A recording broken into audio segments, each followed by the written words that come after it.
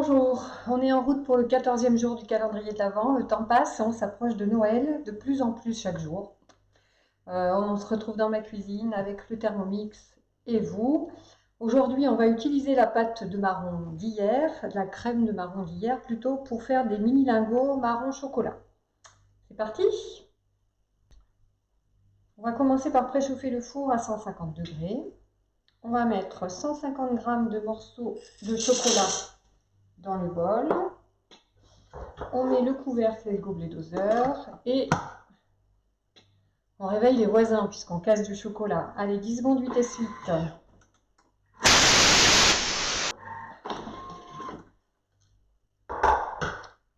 L'histoire ne le dit pas, mais on va faire redescendre le chocolat avec la spatule. Et on va ajouter 100 g de beurre. Le couvercle et le gobelet doseur. Et on est parti pour 3 minutes à 50 degrés, vitesse 1,5.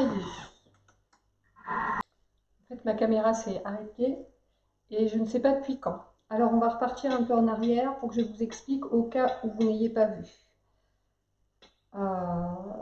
Après les 3 minutes pour faire fondre le chocolat et le beurre, j'ai ajouté 500 g de crème de marron, 3 œufs, 3 cuillères à soupe de maïzena, et donc on en est là. Le couvercle et le gobelet doseur, et on est parti pour 10 secondes à vitesse 2.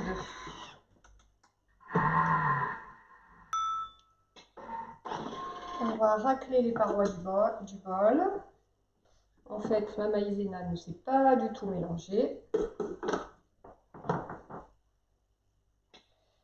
On remet le couvercle et le gobelet doseur. Et donc là, c'est normalement 10 secondes vitesse 2. Puisque ma maïzena n'a pas commencé à se mélanger, je vais mettre 3 et demi. Alors, qu'est-ce que ça nous dit? Ben voilà, c'est beaucoup mieux. Maintenant, on va ajouter 90 g de brisure de marron. Je remets le couvercle et le gobelet doseur. Et 15 secondes vitesse 2.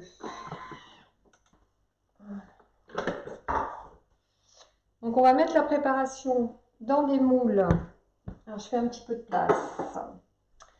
Dans des moules à mini financiers. Je pense que j'en aurai pas assez. Donc j'ai prévu des petits moules tartelettes comme ça qui vont faire des bouchées.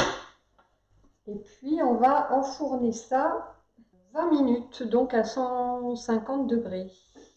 Alors, après les 20 minutes de cuisson, voilà ce qui nous arrive. Donc, des petites bouchées au marron. Après réflexion, je pense que la prochaine fois, je ne mettrai pas le marron glacé dans le bol parce que finalement, pour verser, ça a été difficile et on ne retrouve pas les petits copeaux de marron glacé. Donc, moi, la prochaine fois, je ne les mettrai pas du tout et je viendrai vraiment parsemer sur ma pâte avant de mettre au four. Je crois que ça sera bien meilleur. À demain!